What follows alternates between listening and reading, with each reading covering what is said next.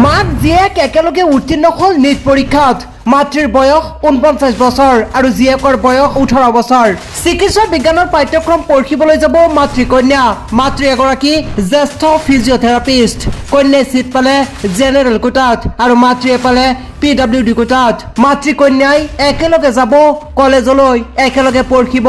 চিকিৎসা বিজ্ঞানৰ পাঠ্যক্ৰম তামিলনাডুৰ এইগৰাকী মাতৃৰ নাম আমুথাৱালী আৰু কন্যাগৰাকীৰ নাম সমুক্ত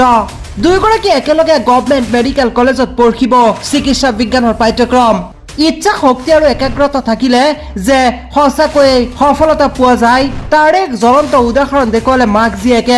মাক আৰু জীয়েকে একেলগে ঘৰতে পঢ়িছিল একেলগে উত্তীৰ্ণ হ'ল নীট পৰীক্ষাত এতিয়া একেলগে যাব